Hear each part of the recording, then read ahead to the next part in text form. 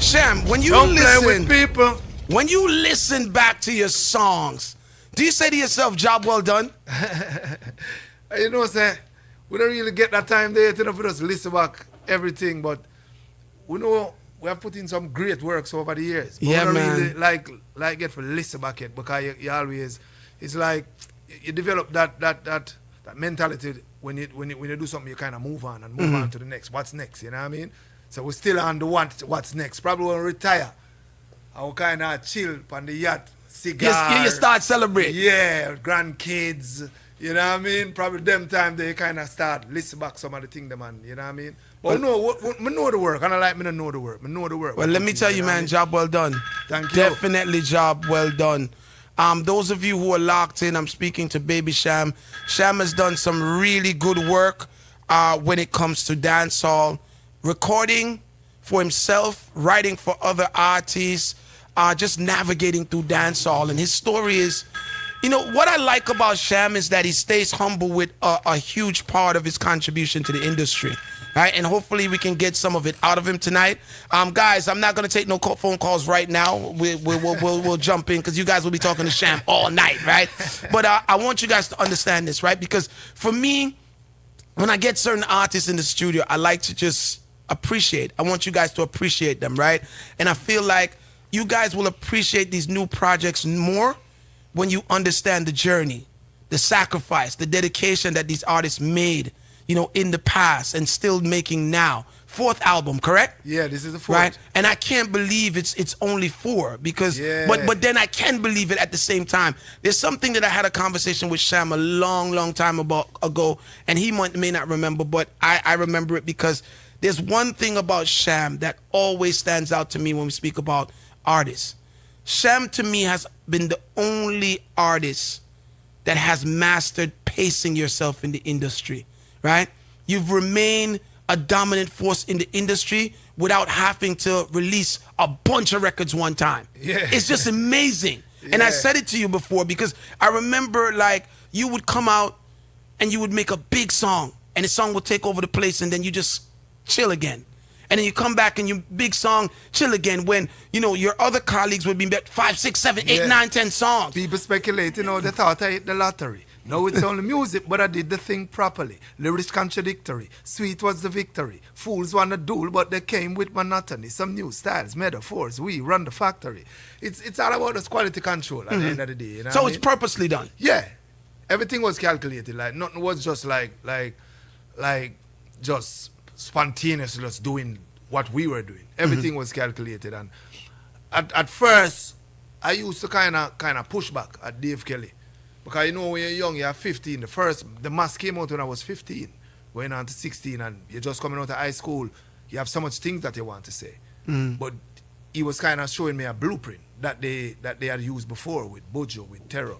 And who am I to question what he did with Bojo or with Terror? You know what I mean? He was saying that you have to pace yourself, quality over quantity, and just let the process take its course. You know what I mean? And we kind of followed that to the blueprint and to the T till I became a master of it. You mastered it, man. And it was like, okay, Cham is back, problems, and then you root up the industry for a while, and then you just disappear again and fade away, whatever it is that you're doing, and then you come back and you do the same thing all over again. Yeah. And the problem, well, I wouldn't say it's a problem, but the amazing part of it is that every time you reappeared, it wasn't like you had to join the back of the line. You were still with everybody else that was running the place, you know what I mean? Yeah, because the music was so powerful, you find that one song would last for probably 3-4 years. So even though we would take probably a year or 2 years to make a next record, it wouldn't feel like I was trying to climb back the hill because that record was still at its peak. Right. You know what I mean? Because the record was done properly. Yes, it was done properly and the promotion was done right. And you have to remember that we were probably one of the only artists at the time that were actually touring. We're working record, like going out there and touring that record for like a year and a half, instead of like just dropping records, killing records in the street every night with whichever party, whichever dance it is. And 7 different brothers, 7 different minds. Probably it worked for my other colleagues. But I found something that worked for me. You know what I mean? And it seems like you're still using that formula. Still have that formula. It's the blueprint.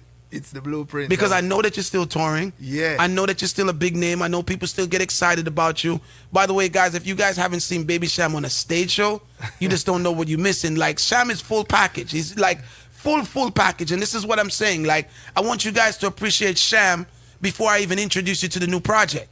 I want you guys to appreciate Cham because Cham has done so much for the industry on and off stage. That whole Madhouse thing is something that, you know, people don't talk about a lot, but you are a really, you know, strong column in the whole organization of the music that went out. Yeah. You know what I mean? The lyrics that was also penned, like you played a really big role. When did you start at Madhouse? I started, I was like a fly on the wall, or like a sponge in the room from like age 12, 13. But Dave wouldn't allow me to record. So you find that when 92, 93, when they were recording Pepper Seed, I was there.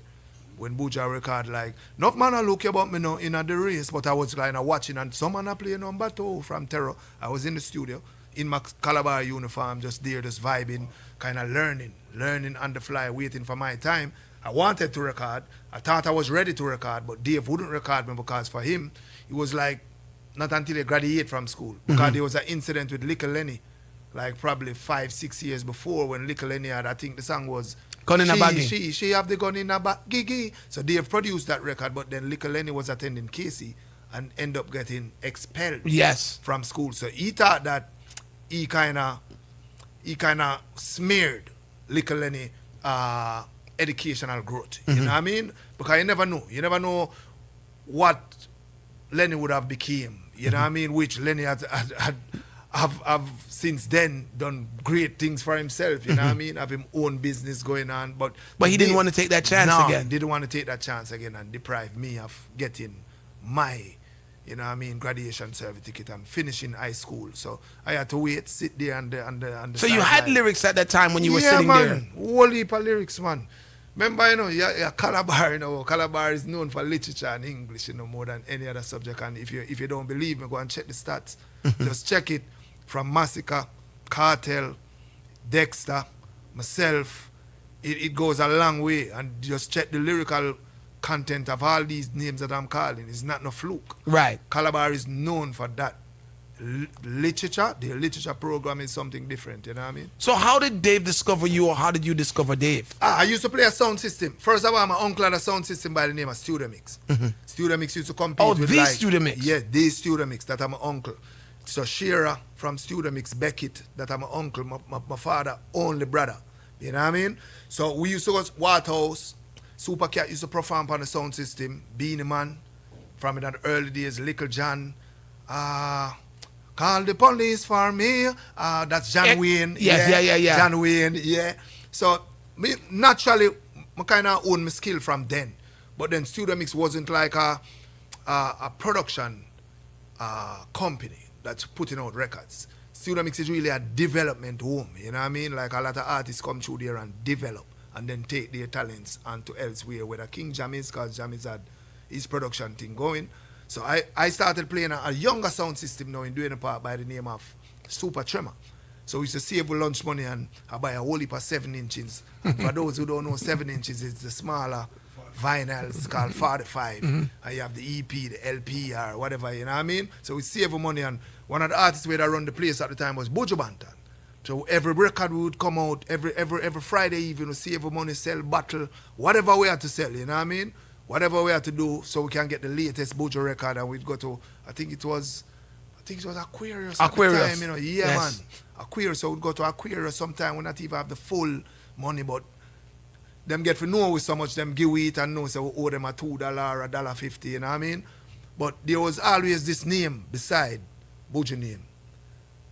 So you'd have Buju Banton, Mark Myers / D Kelly, or Rude Boy Kelly, you know what I mean? So me and reason my friend them know, I tell them, say, yo, if we really are going to do this, I think this are the producer for really fine and go work with this producer.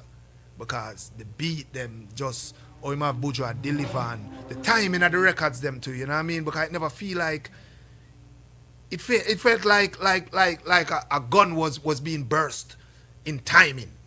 You know what I mean? Pakum, pakum, pakum, and nothing missing. You know what I mean? So we went and linked Dave Kelly and did a audition for him at the time down by Penthouse, and I said, well, yeah, solid. Can work on your breathing technique, but me not to record schoolers. So when you come link me back, which a 3-year time at this time in a second farm, you know. So we have to wait 3 years till after 5th farm before him give me a chance, you know what I mean? But anyway, were you Cham at that time, or did you have another name? No, at the time when you Baby Cham. Baby Cham. Yeah, because we used to like enter DJ competitions with a Waterhouse doing the park, and my real name is Damian Dean Beckett, so my mom called me Deanie. And my friend them when me a perform used to call me Deanie Man. But Deanie Man was too close to Deanie Man. Okay. You know what I mean? So a friend of mine, sister, by the name of Trisha, she came up with the name Baby Champagne. And you know, the first time you get a name, you say, on stage, Baby, Champagne. And we say, no, that's too long. We cut off the P and we just leave it at Baby Cham. You know what I mean? So anyway, kept going back to the studio, because if somebody like Dave Kelly tell you that, them interested, but you just have to just keep developing. You can come to the studio whenever you want. Just come check out what I go on, as long as you not interfere with your schoolwork or whatever. So I would visit the studio like every 2-3 days. Till Bunny at the time, Bunny was the security done by Penthouse. From a pull up, Bunny just fly the gate and know, say, all right, the general say, let him in. Dave upstairs, bam, bam, bam. You go in at the studio, you say Marcia Griffiths, you say Bujo, you say Garnet Silk. You have so many great names, you know what I mean? And you just sit in the corner and kind of learn like a sponge, just watch how Bujo do him delivery, him, I breathe through him nose, you know what I mean? Like at them time, them realize, say, when you're a DJ, you know, take breath through your mouth, like, no. You know what I mean? You breathe through your nose. Like a whole heap of thing I kind of learned during that 3 years, just being like, and you watch Terror.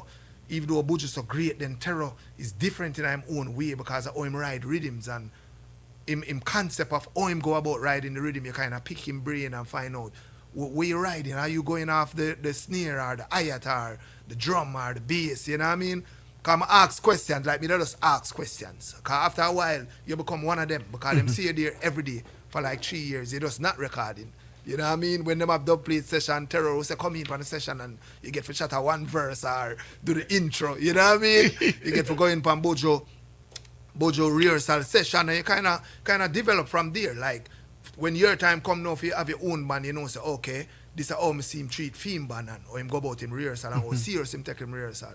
Yeah, and from then, as soon as I graduated, I went back to him the morning with my graduation certificate. I remember the morning because my mom was going to work, so went on the same bus from Sherlock, like probably 7 o'clock in the morning. Came off at Sly Pen Road. She thought that I was going to look a summer job. And I went she went to her, she was working at the garment factory.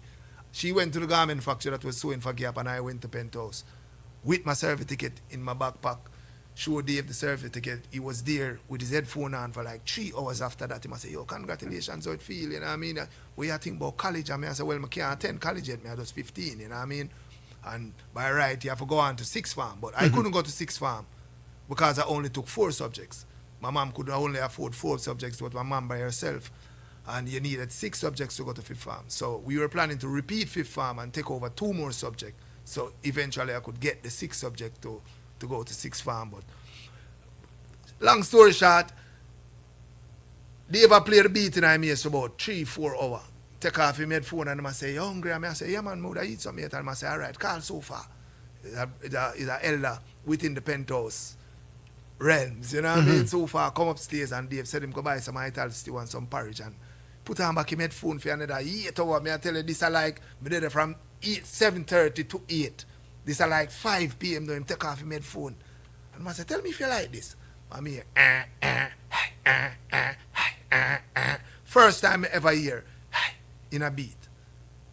And I say, no man, that bad. And I say, yeah, see if you can find something for it and we can go and grill it up on them. Me and him alone in the studio for the whole days. One of them days when no other artist turned. So he lived up to his promise immediately. Immediately. And to me, I feel like this is my chance. I have to find something good now. Because if you wait for 3 years, probably if you find something good now, probably this one of that people looking at my way again. You know what I mean? Because I remember in that 3 years span, I've seen artists get 1 chance. Because you have to remember, you have Terror, Louis, Daddy Screw, Donovan Steele, Bujo, Wayne Wonder, Spragga, Beanie. Just, I talk about the tops of the tops. So when like a little one man within the realms get a chance and it no work, him not get back no more chance for now. You know what I mean? Boom, he must say, where you find? I'm going to find a thing named The Mass. At the time, we never know it named The Mass, but just find some lines. Fire burn for the man, the mouth, that will not stop run, pedophile joke. Lightning and thunder for y'all, of the man, them were pray to the Pope. But I was swinging it different. And me I swing it, fire burn for the man, the mouth, that will not stop run, pedophile joke. Lightning and thunder for y'all, of the man, them were pray to the Pope. From a man, but then Dave now I say, oh, that bad, but swing it straight. Joke, lightning and thunder for y'all of the man them were pray to the Pope. That's how I understand. Quick. Like melodies and how melodies kind of work with beats, and you kind of realize it's a different type of producer. Because some producer them just play a beat and you find whatever you want to find. That's how I realized that it was the perfect producer for me. Because he would help you develop. Yeah, he might help you develop, and him in tune melody wise also and lyrically, you know what I mean? And from then we just been flames. Making that first recording. Yeah. What was the impact on Dave at that when it was done? Like, what was that conversation like with you and him after it was completed? When it was done, I couldn't find a chorus. I find bad verses. From a man start playing number 2, like I think the second verse go. From a man a bad man and him a flex like a Dan, well him deserve the fame. Be a bad lines, you know what I mean? But I couldn't find the right chorus for it. And Dave was like, yo, don't even worry about the chorus. I have an idea. Don't worry about the chorus. I have an idea. And I said, till even me myself not feel comfortable like me, I said, Jano, I'm really... You let him down. Yeah. Find all of these bad lines, you know what I mean?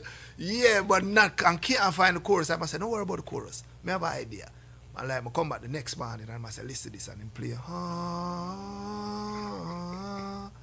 you know what I mean? Him play like a cathedral sound, but it was him and Wayne Wonder sing it. So when him tell me, say, Wayne Wonder is like me, I said, Judge, I'm a boss. Wayne Wonder this, you know what I mean? So I say, yo, you have an intro, and me I say, right now, because from I heard it, I knew it coming from some Catholic type of vibe. So I went back in the studio and did, to all those people who not living right, mourn for them. And that became like my first slogan, and from then it's just been fire. Cause from then you realize, me and Dave, it took us 3 years to get there, but then we developed a chemistry. So even the next morning, you record the first one, it came back the next one and I was singing, you are not alone, I am here with you, though you're far away. I look upon him and I say, yo, suppose you flip it and say, girl from your band, you know, walking about the young. Wow. When you come out the street, and him just make it flow.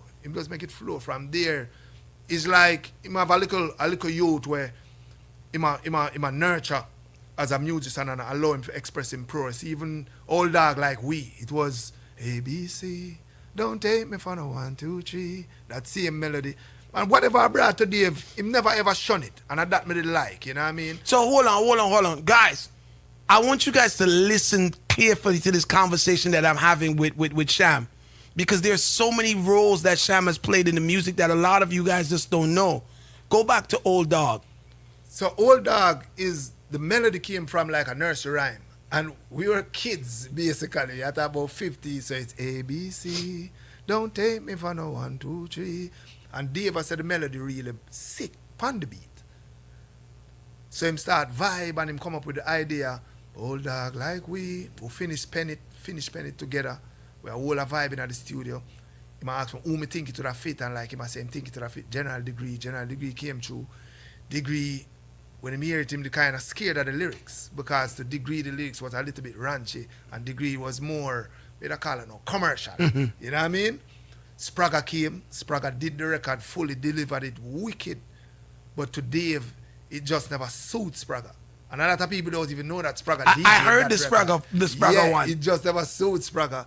And him say, you know what, I know the perfect. Be the man came and swat it like a Xerox. The first time ever see somebody just listen to something one time, him listen to me DJ it, like a demo of it, one time, and just go in the studio and do every line. And So- there's someone else being a different type of pirate. So Baby Cham and Baby Cham and Dave Kelly wrote Old Dog Like Me. Yeah, man. And then Beanie Man comes Yeah. and he records it, and then the rest of it is history. Rest of it is history. What other songs have you Yo, you have so work many, with? bro. The big ones, because I know that you're real modest with what you put in. Yeah. And I want people to understand and appreciate the journey. So you have so many. You have Dude. Well, basically all. So that's another big hit for Beanie Man. For Moses. A lot of from I was there. Most of what Moses did for us, if you check the book, is my handwriting. You know what I mean? Me and Dave would have vibe, but Dave don't like write. So I'm the one that normally have the pen and the paper. I would just write. So Dave would make the beats, and then you and him would just go into a cipher, and maybe he gives you the melody, and and we come up with the melody, and we just vibe from there. Like for instance, Mo want a joker for Jacqueline. That it wasn't like that. We came up with the concept, myself, Wayne Wonder, and the concept was have a girl in my bed, me have a draw. For my robbers, taking precaution from the big game in a war, die out like flowers. But Dave is a different mind. When we bring that to Dave, he must say, yo, this bad. Then him link me like about 6:30 the next morning, and he must say, tell me if this sit right with where we are go. Mo want a joker for Jacqueline, but me have a draw for my robbers.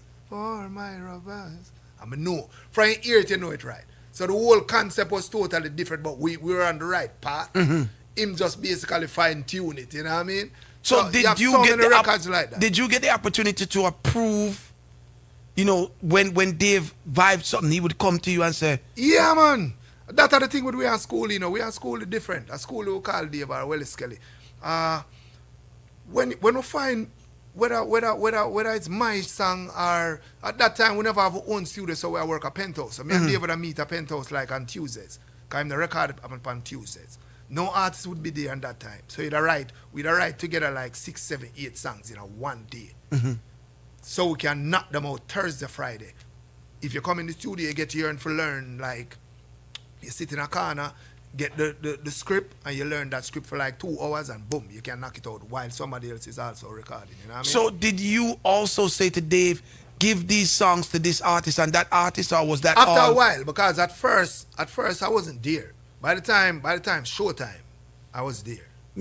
By the time showtime, I could know that, yeah man, this is for that person. This fit that person better, you know what I mean? And did you write with certain artists in mind at certain times? Yeah, like I would write for Lady Sam mostly. Wow. In mind, you know what I mean? Like even, well, if a man lost for me, a lot of people thought it was sad that said, why? So I was at the studio. I just know that it missing something. I just go in the studio. So when she reach, I saw Madhouse man, them not stop but him up. Why? Why? So it's just a vibe, and Dave kind of allow me to do that. And by that time, I think him kind of respect me enough to realize, say, the creative energy where we bring, we have a chemistry with us unmatched, you know what I mean? I one of them things there. Listen, boy, Cham is in the building, man. He's done so much hit songs and helped to write so many other hit songs that many of you don't even know about. Well, you know the song them? Want to know. But when you listen to, like, and this is what I love about Cham's story, right? Cham tells his story, and then when you listen to it, you can hear it in the story. It's natural. Yeah, you can hear it. So you can hear, like, yeah, this is Cham. This definitely got to be Cham, right? So, yeah, man, I applaud you for that. And I wanted to start there with the conversation because I feel like people need to know a little bit more about who you are and what you contribute. You know what I mean? To the industry. Madhouse was the major part of. Yeah. And I know your temperament, but that's a big accolade. Yeah. Because you are a major part of one of the historical periods in dancehall. Yeah, man. In a major way. Major way for real. You know what I mean? So way. people give you credit as being this great performer, this great lyricist and all of that stuff, but it's a lot more too, man. Yeah, I think that the whole of that came from just, if you know Dave, is a person where I always believe in, it's not about hype egos or individuals. It's about the music and the work that needs to be done. He always have that pace and the door of the studio. As our creative juices flow, we stick to our philosophy of using the studio to have fun. So no matter what goes on in the studio, you just leave that in the studio. You know what I mean? So you write some of the biggest songs. you don't have to prove anything, because at the end of the day, you publish it is you publish it. You know what I mean? And at the same time, you weren't doing interviews for that either at that time. You know, it's not like now when people are doing podcasts and interviews. At that time, you're just writing, you're coming up with ideas. You have so many ideas that we came up with. Like, for instance, giving them the best on bar. That was a Baby Cham Wayne Wonder combination. But that tells you a producer is a producer and an artist is an artist. Because Tontomech and Devante, I think Devante was with Madhouse at first, because Dave Kelly named Devante. Oh, wow. His real name is Wayne Parsley. You understand? And he was going to go by the artist name of Wayne Parsley, and he was like, there's already a Wayne Wonder here. You can't have a next Wayne. Dave gave him the name Devante. So the first song he did was Fire Go Burn, Wicked a Ball for Murder. And that was on How Do You Feel If You Wake. I was there. I was just not recorded. You get what I'm saying? I was there in my khaki uniform when the whole of them sang their right, the whole of them sang their record. Devante was there, but anyway, Patrick Roberts stole Devante, and they started, they were in the same yard, you know, called Penthouse, Madhouse, and Shocking Vibes worked out of the same building, which is Penthouse. Stole Devante, signed Devante, so you know that Devante is working with Shocking Vibes. And to we, you don't know, we're young-blooded and ignorant at the same time. We I said, John, You feel betrayed? Yeah, me I said, oh, Devante for come learn everything you sang over there, say, you know what I mean? So me and Wayne now, the downtown, I wash Wayne car, I think by the waterfront. Wayne pay some youth and them I wash him car. And me I say, singer, me have an idea, you know. And them I say, what the idea? But singer did have a song where I say, ay, cuanta ya lores, porque lantando siligros y little in the los pionaciones. I couldn't catch it for nothing. So him I say, I'm going to give me a next Spanish song where more easier to catch. We giving them the best. Un barco chiquitita, que no podía navegar. And me I say, boy, you will style and the next door I'm mad. Which is by right. Boy, you will style and the next door I'm mad. So you talk about this. Shocking vibes, you understand? Yeah. I really Devante them, we really a chat, you know what I mean? Hear them smell bad, wash them off with some fab. Some say them huge, but them just a lad. Some drop like leaf, pop off them like tag. Shake off you one like you want them a friend. Turn off your back, them sentence you for yang. So round corner, mix up and blend. Because them did start spread it, said Devante can sing better than Wayne. One day for my style offend one them. day my style offend them. So we go link Dave now. And we have the Dave of wine, I think where we think at the follow up this, like I mean a singer, real follow up this to the mass, cause singer to get credit for the mass. Cause Dave just put it out as Baby Cham. Singer is not on the hook, you know what I mean? But we are saying, alright, this is the real combination now. And we go link Dave and like Dave, I say, yo, this bad singer. Do your part and singer do film part and my time now. And like me start the first 3-4 line I'm here, Dave, stop it and I say, DJ, come round and sub for a second. I'm come round back in the studio.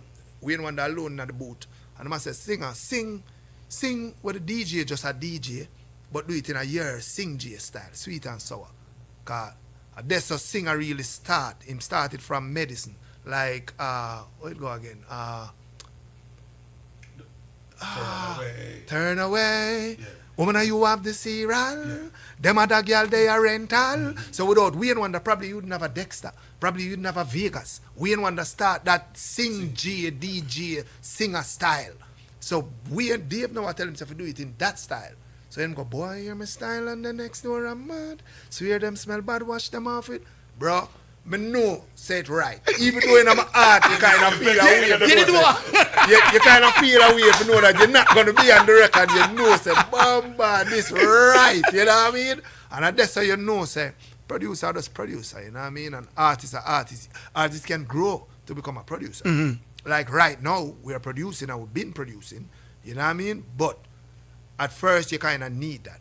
I feel like you've been training to be a producer all your career, though. Yeah, because you sit on beside the greatest dancehall producer ever. Mm-hmm. For almost for more than half of your life, and you sit on there every day. My thing wasn't just coming to studio as an artist to just get there and write or, you know what I mean? My thing was to learn as much as I could from Dave, and at the same time, we had so much trauma and so much thing going around by Sherlock at the time. My friend had passed away early, and I used to use the studio as just somewhere to go. So for instance, I would call Dave Kelly. If you ask his wife or him, he can tell you by 5:30 in the morning. You ready? As soon as I finish off the hill, we used to jog to the hill, Queen's Hill from Sherlock Crescent, exercise and come back down by 5:30. I call him, where say, wow, studio, what time you pick me up? Or what time for meet you? You know what I mean? And that I did the drive from day one. So you kind of been there, watch him make the beat, them, what you kind of know all of the creative process where him use and the sampling, and you realize that he never ever used stock sound. I learned that from early out.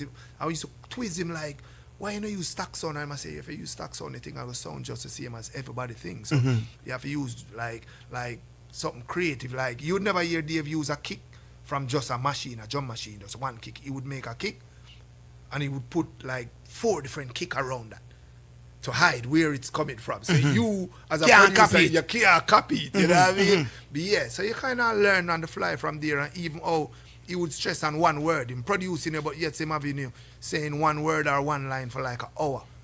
And a lot of time you think you get it right, but then when you get it right, you feel you like, really get it right. Oh, all right. So after a while, it became easy for me to record with Dave. Like when me and Dave record now, it come like 1, 2, 3. 1, 2, 3. Baby Cham is in studio. He's talking about the process, people. He has a brand new project out, his 4th album, right? And I'm going to get to that in a few minutes. But listen, I want you guys to appreciate the genius of this man. His contributions is crazy. And when you hear me saying contribution crazy, right? And some of the things that he's talking about, I know that you guys are having that moment. Like, I didn't know that moment, because every time Cham does interviews, these are the things that they don't talk about. You know, this is the part that I want to focus on, the contribution, because I want you guys to understand how great he is. My slogan is always that if you can understand the journey and appreciate the journey, you're going to appreciate the project being presented to you. It just makes the new project so much meaningful when you hear the story behind the pain and the dedication and the voyage and the commitment, because that's all it is. It's a lot of pain and commitment and all of that, man, and love. The love right? for it. You know what I mean? Do you think, and I want you to be honest with me, do you think that the industry has positioned you on the board where you deserve to be positioned?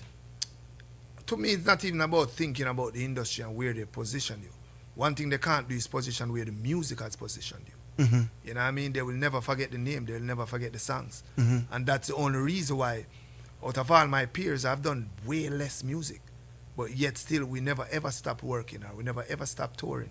Or when you see us on a concert, like, it's still a moment, like, did he do that song, or did he do that song? I can't believe he had so much songs. You know what I mean? So probably there's a we don't call it now, probably is some form of fragmentation where they haven't put everything together to make fans see your whole body of work that you have done. And probably it's something on my side also.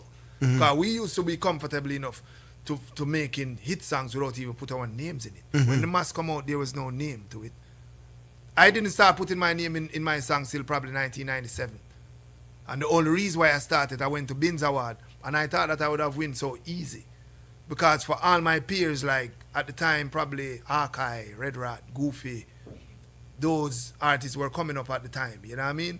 To me, they were getting radio plays, but when you're going at the dance, we are run the dance. Right. I wasn't getting the radio plays because my contents wasn't radio friendly. No, it wasn't kidsy. You know what I mean? Yeah. If you listen, what we would knife in a gleaner and them something there. We have a knife in a, we back pocket in a, we have it wrap up in a gleaner, boy. But to me, when you go to dance and you go all a stone love dance, go stand up, we are get the biggest set of forward them. I mean, I make like 5 times with any other artist run, we are making a dub plates at the time.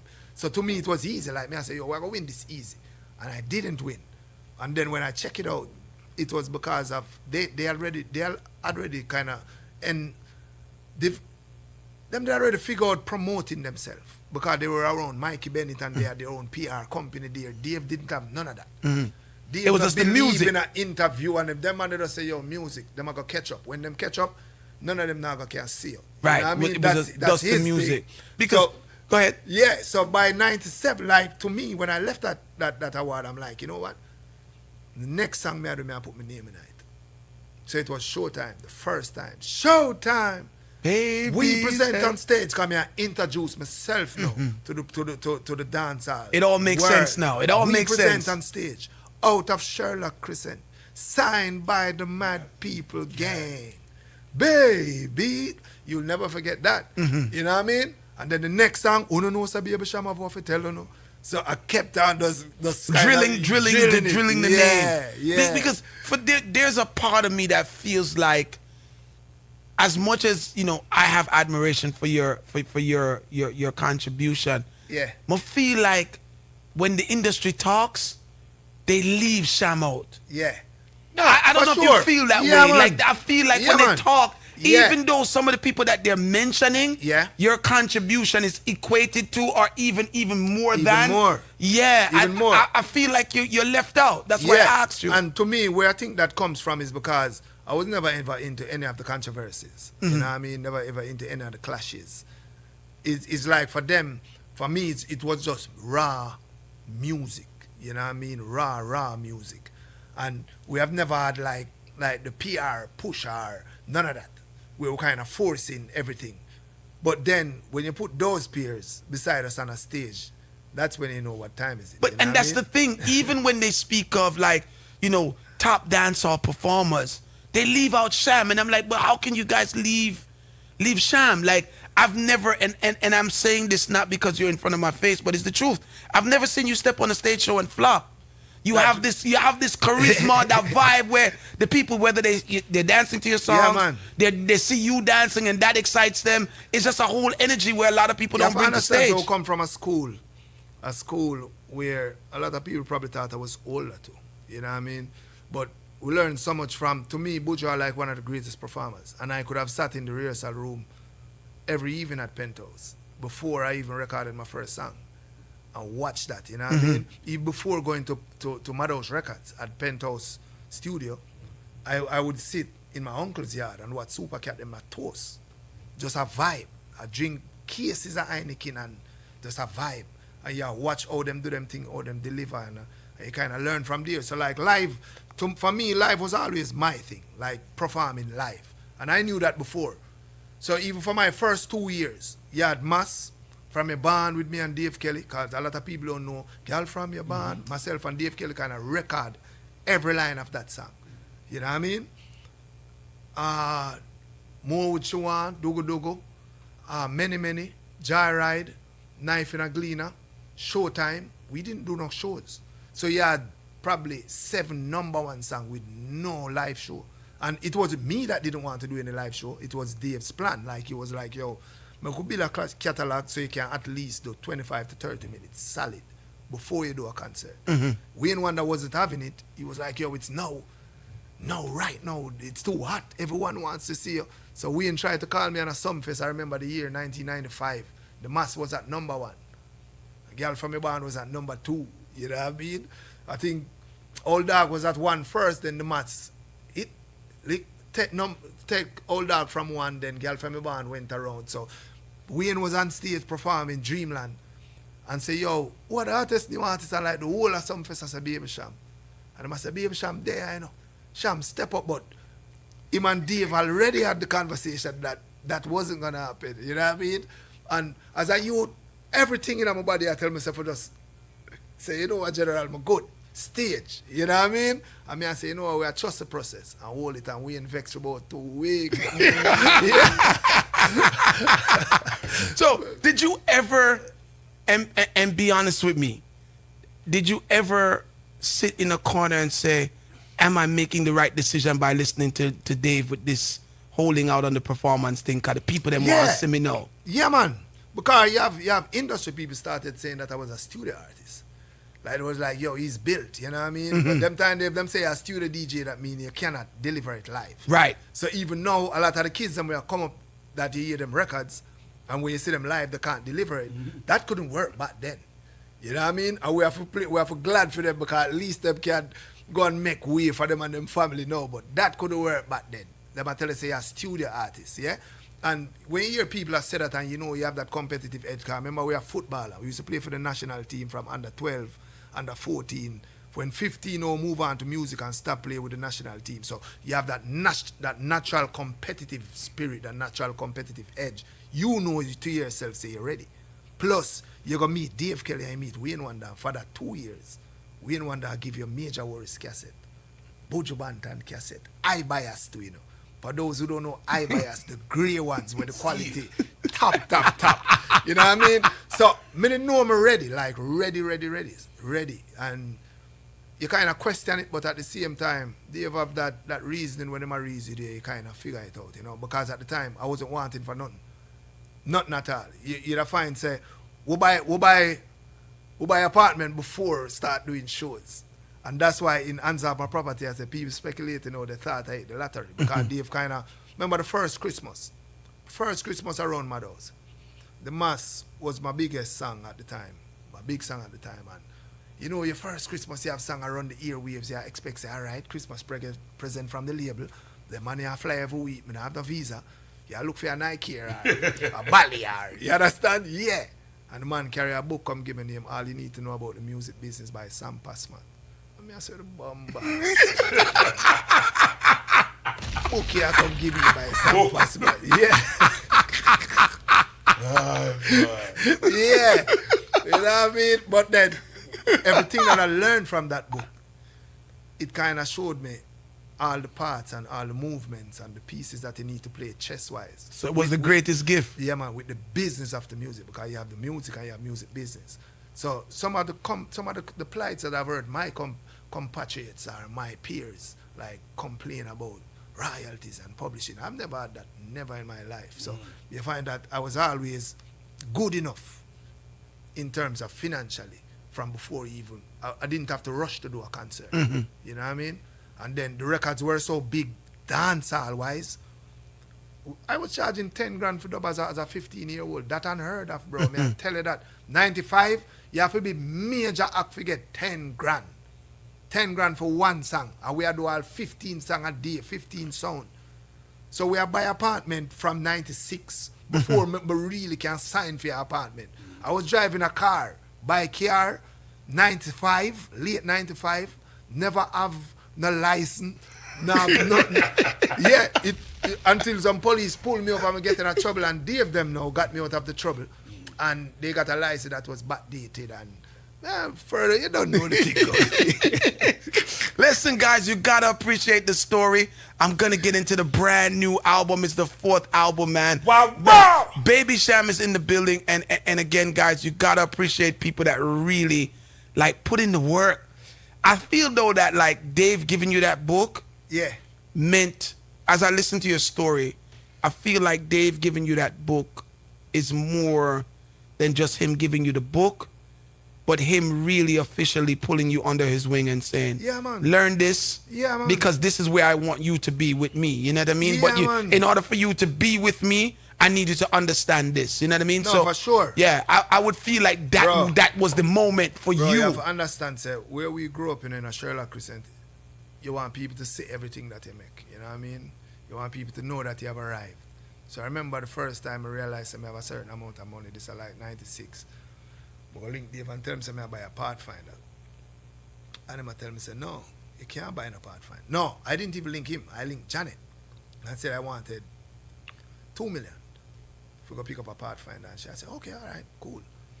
Because we are deposit money a certain way and them have access to what we need. Or, you know what I mean? Because I'm a youth. You understand? So I said, I need 2 million because I say a Pathfinder I want. And it's like, she go tell Dave. Say, shall I buy a Pathfinder? And Dave come link me and I say, no, you can't buy a Pathfinder. Pathfinder killed my first son's mom. And I say, nah, man. As a matter of fact, I buy an apartment for you with the money. And you buy a little Civics. I not feel the Civics. Bro, I not feel the apartment. I not feel the Civics. But then, years after, when you realize the amount of income that the apartment generated, then you kind of understand you realize what he was teaching you. You know what I mean? Because remember, it's not like you're depending on the apartment to pay your bills. It's just there. And that kind of turning over and accumulating, and you say, sure, okay, so this is a whole entity by itself, you know what I mean? And from then, every time you tour, you kind of make sure, say, okay, let me get 2 more of these, or let me get 1 more of these, you know what I mean? Yeah. And 718-554-8598. I'm going to give you guys 5 minutes, right? And then we're going into the album. 5 minutes, and then we're going into the album. 718-554-8598. On a notice, right? I haven't asked Cham about Bounty Killer. I haven't asked them about Get a Story. I haven't asked them about any of the things that you guys have heard the stories before over and over and over again. Tonight, I'm introducing to you guys a different side of Cham. Hopefully, I'll get Cham in the studio again that we could talk about the other things that I know some of you already know and you want some type of, reiteration on, right? Cham, you have an all-female band. yeah. Yeah, hold that Yeah. work on. No, I want to tell you for years, but I always wanted. That, and like I remember coming off tour one at the time, and I tell my team, Dave, them say, yo, as of today, a female band me I go use go moving forward. And I must say, but I have a lot of female musicians, and I say, well, we are just do some form of audition with her online, and we started a Facebook thing, and like over 500 people submitted. Drummers, keyboard players. I will kind of just choose like the ones that we thought were. So you put them together then? Yeah, we put it together. Okay. Yeah, put them together, and ever since then. Everybody from Jamaica or? I want to tell you, so at the time, none of them was from Jamaica. We had to teach them. They were top musicians. But so luckily, I had a top musician around me, which was Dave. So even groove and them thing that Dave kind of teach Kaylee them the groove, and you know what I mean? Yeah. So none of them were Jamaican. It definitely had a vibe to your thing. Yeah, man. It definitely had a vibe to your thing. Different, man. The phone lines are blazing, of course. Cham is in the building, guys. I'm giving you a quick chance to talk to him. Call you live. Talk to Cham. Ra. We got the thing them. Ra. We got the thing there. Yes, we got the thing there. Ra.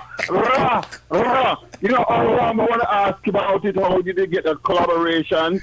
And also, did they get the name Baby Cham? Because when I was growing up and carrying out girls to club, the drink of choice was Baby Cham. Yeah. So I was thinking that maybe you think that you were the girls' Baby Cham. No, we're always the girl and baby. Yeah.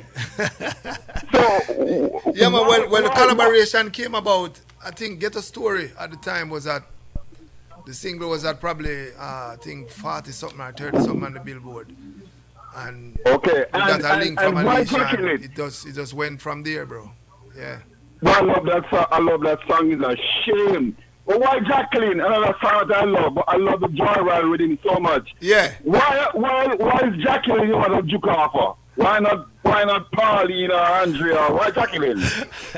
Because Pauline have the same. Pauline, Jacqueline, a 3-syllable. You know what I mean? So sometimes that play when you're writing. You know what I mean? Call you live. Talk to Cham. Yo, Chin. Mm-hmm. Man from Philly. Yes, big up to everybody in Philly. Big up, Cham. Yes, sir. Them out of luck now. Which is right. We get the things them. Yes, we sir. Get the things them. Yeah, so Cham, what me you want to find out now, which are your sound system out there in the universe where you can say, yo, my sound system that? That's hard, you know. That's my a hard sound one. system are really studio mix. Yeah. My uncle sound system, my sound system that. But apart from that, we are students of the game. I would love every sound system will come through and push the music, you know what I mean? So we're not tech side when it come down to sound system. You get where I come from? We're not tech side, but apart... Me understand that. It's a business thing. Me understand that. But you still have to have one in your heart where you say, yo, I don't want to take the edge, you know what I mean? Nah, man. Me I tell you, I swear to you, my brother. None of them to me. No. Because at the end of the day, even when we go clash on them thing, then we are watch clash. We watch clash as an artist different from how you watch clash, you know. You know what I mean? Yeah, so you basically choose a jersey like how me choose Liverpool. You choose a jersey. We don't choose a jersey. We kind of go off of who would juggle the best at that appointed time. You know what I mean? Which as a fan, only different. So no matter what, you have to stick to your sound. You know what I mean? Me personally, we just love the music and we love the genre. You know what I mean? And we love our culture. So we kind of just play that role where whosoever is juggling at the best at that time, and them are my sound, man. Yeah, we see it. And last thing, leave you on this. Although you're a Pool fan, me a United fan, you know what I mean? And No, this just that. Yo, we're taking on this year, you know, so... All right, my G. May I hear you, man, because I see you stack up. I see you stack up. See you getting some new forward. It's all good. Listen, guys, you guys are gonna help me bust this Baby Cham album tonight. You see, like how everybody's hyped up and everybody's good? We're about to go into this Baby Cham album. I'm gonna give you guys a quick mix. I'm not taking no more phone calls. You guys are gonna help me bust this Baby Cham album tonight. But I'm hoping that now that you connect the dots, you're getting a greater appreciation for his contribution. He's back in the studio. Well, he never really left the studio, but now he decided to put together an album. It's his 4th album. Baby Cham's career has been so long, man. I'm surprised it's only 4. Yeah. Yeah, I mean, but then we know that you pace yourself as well. I want to tell you, say, even this project, probably it wouldn't even be out if we didn't kind of press on the gas a little bit, you know what I mean? Because you have to understand, so when you're working, remember, we trust Dave. Dave Kelly is like, what do you call that now? The orchestra, you know what I mean? Him at the head of the orchestra. And the maestro. And basically, if he might tell us, all right, let's work on this or let's work on that, you're going to work according, you know what I mean? And know, say, okay, I trust the process. And this is my brother, you know what I mean? This is my family. So I want to tell you, say, even this project, Dave didn't produce none of the tracks on this project. I produced all 8 tracks on this project. Wow. Yeah, because it wasn't supposed to be like that. Dave told me to give him 2 months. 2 months, but keep writing. Write when I write, and when I feel some things I should send to him. But I just kept writing and kept vibing, kept working on different type of beats. And by the time Dave was ready in 2 months, the project was done. The project was done. So to him was like, you know what, let me hear the project, and we'll make him hear the project, and him kind of sieve through the project, fine teeth comb. I don't know, Dave always have a way where him go through things and him link me back and I say, yo, it's right. I don't think I really need to put nothing on it right now. So I think 2 days after that, we kind of went in the studio and did some work with Bojo. You know what I mean? For Bojo album. Yeah. After my thing was finished. I finished this whole thing in like 2 months. 2 months. And Dave kind of fine-tune it and give it him blessing and know, say, okay. Because I was waiting on him to say, okay, let me get at least 2 things from it. But then when he hear it, I said, no, this right. Well, you don't really need nothing more upon So that meant a lot to you to get the blessing from him? Yeah, man. Where you say, man? But we didn't know. Like, I felt it and I knew it was right. You know what I mean? Because I know the first we do like work outside of like, even what could I possess a man? That wasn't Dave. A lot of people think that was Dave record for wind up your body. Those are not Dave tracks. You know what I mean? But because them felt so similar to what I have done over the years, people kind of assume that a Dave produced them. You know I've heard over the years that people say that Cham is a wicked artist, but if he would have just stepped out of the Dave Kelly camp like everybody else and did both, then, you know, maybe your position on the field would have been a little bit different. I don't think so. You know why I don't think so? People can say what them, we don't live in a hypothetical world. It's a reason why people look at us as like hit makers, you know what I mean? Real hit makers. Like, none of those, nothing has ever touched. Or you can list the songs and say, oh, this is not where it's supposed to be, or this is whack, or, you know what I mean? So quality control is very important. Very, very important. So and people can say what they want to say. You don't think you would have ever been able to get quality control from another producer? I tried it before. You tried it before. It just didn't work for you. Yeah, I remember, and it's closer to even family. This is a great conversation. Man make a man a suffer, and to the country around it I go tougher. Want to talk to the MPs. That was for Dave Kelly's brother, Tony Kelly. And that's the reason why I've never recorded for Tony again. You know what I mean? And me and Tony are brother. But that's the reason why I never recorded for Tony. The song didn't go where you wanted it to go. No, the song was huge. So. But he didn't record me. He let his engineer recorded me. And the ending was wrong. It was like, no money now make a man a suffer. And to the country I run it, I got tougher. But then when I left the studio, because when I got there, like, he might tell me, say, him engineer good enough to do it. I mean, I say, yeah, sure, because I wasn't used to that. Me used to Dave take every recording with me and produce me, you know what I mean? But like Tony, I said, nah, man, I'm a brother, bring you, man. You're good, man. I'm outside there, so, man. The shot where I shot, because the tune bad. But then I reach back round pan Sherlock now, Dave come link me and me I play like a bounce when I get from Tony. I like him, I say, I never saw you did sound yesterday when you had DJ to me. It sound a little bit different. So I went back to the dictaphone now, which is a recorder if people out there don't know. A recorder. And the ending when me had DJ'd for Dave the day before was, no money now make a man a suffer, and toward the country I run it I go tougher. But by right, I recorded, no money now make a man a suffer. So I went back to Tony the next day, did it over back again. And from that, even though the song went number one, I never went back to Tony's studio. You didn't think he give you the attention that you deserve? Yeah, because probably if we didn't go back home and change that, went back to the studio and changed it, probably the song wouldn't have been as big as how it was big. Okay. You know what I mean? And to me, I wasn't taking any chances. Again, I was like, you know what? I'm good. You just stay in your lane. What works for you? And remember, I said, Tony, our family. And I like, no problem. But I didn't even tell him why I didn't come back up here. Yeah. Tony learned about that probably years after I think one of them interviews came out. Years after. And I said, Jaja, oh, you never tell me. I said, bro, at that time, I had a thing to tell you, because what am I going to tell you? As a legend, as an elder. Right. Just, whenever you link Janet and say you leave for come up, them just tell her, I say, I do something else. Right? You know what I mean? Yeah. But it's one of them things. I'm sure. What I'm sure say, Dave would never do is release a record if it's not right. He's not going to do it because he knows, okay, I can get this license for $100,000. You know what I mean? Dave have a record with Bounty Killer, Beenie Man and Baby Cham that no one heard, bro. And to me, Killer and Beenie are the baddest thing. That tell you that to him it's not about the money. If he doesn't feel like it's better than the one before, you're not going to hear it. Dave have over 1,000 songs with me, recorded, Before we jump into the album, I gotta ask this question because it's been bouncing off of everybody, right? And you're the best person to answer it.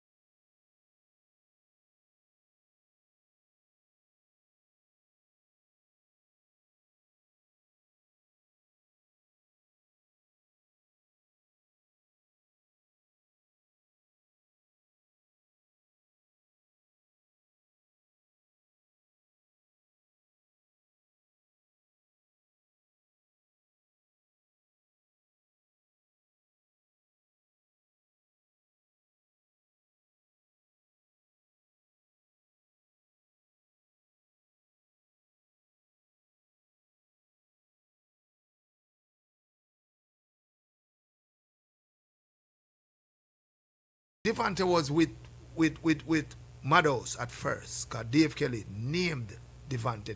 Oh, wow. His real name is Wayne Parsley. You understand? And he was going to go by the artist name of Wayne Parsley, and he was like, there's already a Wayne Wonder here. You can't have a next Wayne. Dave gave him the name Devante. So the first song he did was Fire Go Burn, Wicked a Ball for Murder. And that was on How Do You Feel If You Wake. I was there. I was just not recorded. You get what I'm saying? I was there in my khaki uniform when the whole of them sang their right, the whole of them sang their record. Devante was there, but anyway, Patrick Roberts stole Devante, and they started. But they were in the same yard, you know, called Penthouse, Madhouse, and Shocking Vibes worked out of the same building, which is Penthouse. Stole Devante, signed Devante, so you know that Devante is working with Shocking Vibes. And to we, you don't know, we young-blooded and ignorant at the same time. We I said, John, You feel betrayed? Yeah, me I said, oh, Devante for come learn everything you sang over there, say, you know what I mean? So me and Wayne now, the downtown, I wash Wayne car, I think by the waterfront. Wayne pay some youth and them I wash him car. And me I say, sing, I have an idea, you know. And them I say, what the idea? But sing, I did have a song where I say, ay, ay, ay, ay, cuanta ya lores, porque lantando siligros y little in the los pionaciones. I couldn't catch it for nothing. So him I say him I go give me a next Spanish song where more easier to catch. We giving them the best. Un barco chiquitita que no podía navegar. And me I say, boy, you will style and the next door I'm mad. Which is by right. Boy, you will style and the next door I'm mad. So you talk about this. Shocking vibes, you understand? Yeah. I really Devante them we really a chat, you know what I mean? Hear them smell bad, wash them off with some fab. Some say them huge, but them just a lad. Some drop like leaf, pop off them like tag. Shake off you one like you and them a friend. Turn off your butt, them sentence you for yang. So round corner mix up and blend. Because them did start spread it, said Devante can sing better than Wayne. One day for my style offend them. One day my style offend them.